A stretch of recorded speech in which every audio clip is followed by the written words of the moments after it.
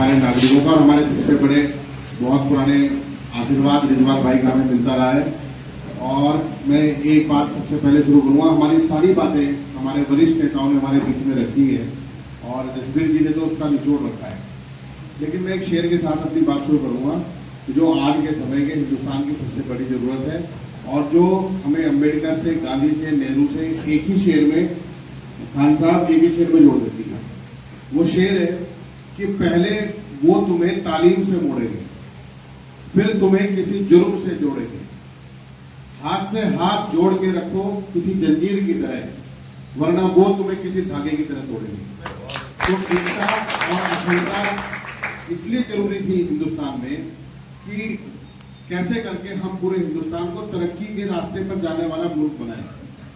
हिंदुस्तान आज के समय का जो हिंदुस्तान का नक्शा है, इसका 40% हिस्सा, मैं आपको बताऊं राजकुमार जी, केवल 40% हिस्सा था जो अंग्रेजों के पास था।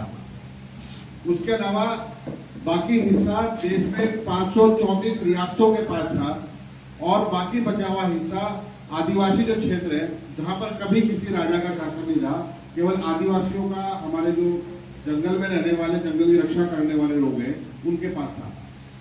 तो 40% हिंदुस्तान जब अंग्रेजों ने दिया, तो आप उसके पीछे की हिस्ट्री में जाओगे तो बहुत सारे राजा थे। ये जो आज का हिंदुस्तान हम पूरा देखते हैं नक्शे में, ये कहीं नहीं था। लेकिन इसको नक्शा बनाने में, और ये जो किसी ने बैठ के सोचा होगा रिजवान जी कि ऐसा कोई नक्शा होगा कि पूरा तमिलनाडु का आदमी भी, नॉर्थ ईस्ट वाला आदमी भी, कश्मीर का आदमी भी, पंजाब का आदमी भी एक साथ बैठ के पूरे हिंदुस्तान की कल्पना करेगा, तब तो हम उसकी दृष्टि के लिए हमारे देश के शहीदों ने अपना खून बहाया। उसमें पाकिस्तान भी हमारे साथ था और उसके लिए खून बहाना शुरू किया। और ये सारा पूरा एक देश था जिसको हम एक साथ जोड़ने का काम 1985 से शुरू हुआ, 1885 से। और ये कांग्रेस की सोच थी। और 1915 में जब महात्मा गांधी जी आए और उन्होंने 1915 से जो आंदोलन शुरू किया, वो लगातार बढ़ते बढ़ते 1947 में भारत को आजाद कराने तक रहा। उससे पहले ना तो किसी को लोकतंत्र का पता था, ना संविधान नाम की चिड़िया हिंदुस्तान में थी जिसका जिसे मन करे अपराध करे, जिसे मन करे मार डाले, छोड़ दे, कोई कुछ नवारा नहीं था। लेकिन आज अगर इतनी सी आलपीन भी किसी की उठा ली जाती है तो उसके अधिकार सुरक्षित है। लेकिन इस संविधान पर चोट कौन कर रहा है? चोट वो लोग कर रहे हैं जिन्होंने अपने अपना जमीन और अपना जो कहते हैं शर्म भी कई पूंजीपतियों की जेब में गिरवी रखती है। आप सब जानते हैं कि पूरी दुनिया में जो पूंजीवाद जिस देश में आया वो देश बर्बाद हुए हैं। रूस जो है, सोवियत रूस जब हुआ करता था, बहुत बड़ा देश था दुनिया का, वो बर्बाद इसीलिए हुआ है। आज यूरोप को छोड़कर अमेरिका ने तरक्की क्यों करी? क्योंकि यूरोप छोटी सोच का देश रह गया था और आज अमेरिका बहुत आगे निकल गया। उसकी देखा देखी यूरोप आगे बढ़ा है। आज हिंदुस्तान को गांधी और नेहरू की विचारधारा ने ऐसा देश बनाया कि हम सब एक दूसरे पे अपना भाई ढूंढते थे।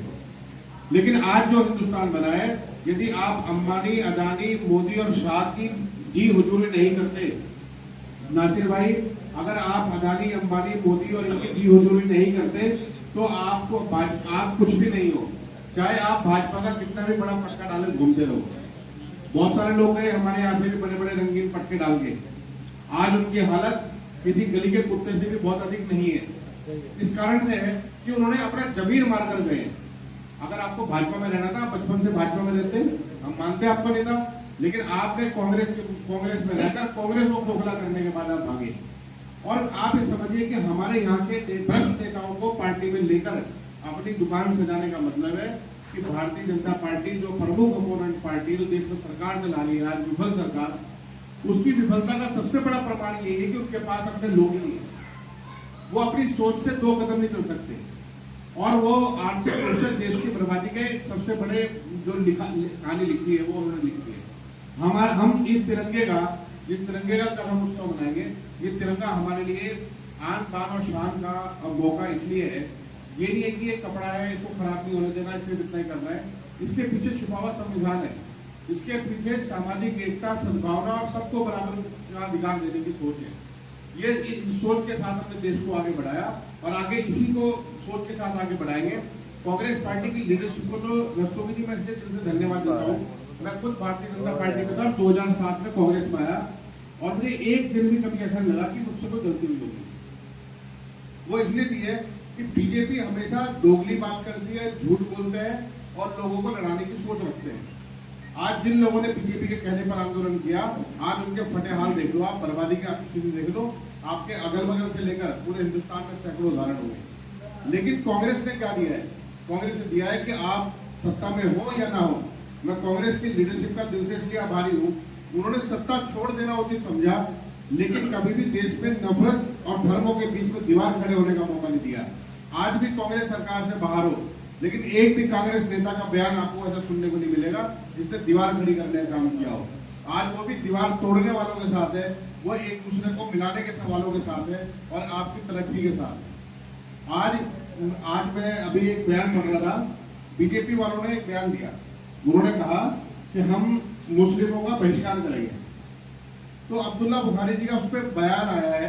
उन्होंने कहा कि हमारे 55 देश हैं और हिंदुस्तान का हर दूसरा आदमी जो विदेश में रहता है, हर दूसरा आदमी का 100 आदमी रुड़की से विदेश में है, तो 50 आदमी इन्हीं देशों में है, तो और वो हिंदू है। तो अगर उधर से बहिष्कार शुरू हो गया तो यहाँ रोजगार देने के लिए है नहीं।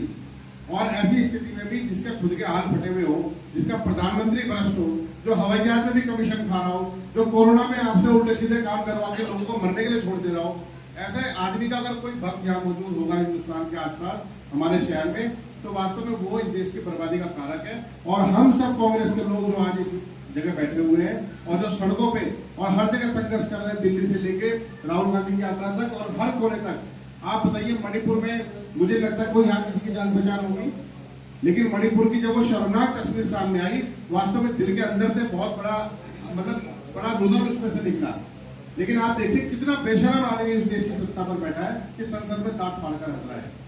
और मुझे उससे भी अधिक शर्म महसूस उन महिलाओं पर है जो अब भी बीजेपी को वोट देने की सोच रही है। तो इसलिए इस भ्रष्टाचारी, इस बलात्कारी, इस भ्रष्ट सरकार को हटाने के लिए, और खासकर वो जो एक दूसरे को अलग करते हो, मैं कहता हूँ चलो हम कभी बीजेपी वालों से कहते हैं कि ठीक है चलो आप हिंदुत्व की बात करते हैं, आप सारे हिंदुओं को लगा के दिखाओ जरा एक बार, तब ये दलित पिछड़े की कहानी लेकर खड़े जाएंगे। फिर ये राज्य के गुजरात और नॉन गुजरात की बात करेंगे। प्रधानमंत्री ने केदारनाथ में वो प्रदर्शन किया रस्तों की, 500 गुजरातियों को लेकर 2-3 साल पहले वहां सोने की प्लेट चुरा के ले गए। बताइए ऐसे ऐसे चोरों को हमने हिंदुस्तान सौंप रखा है।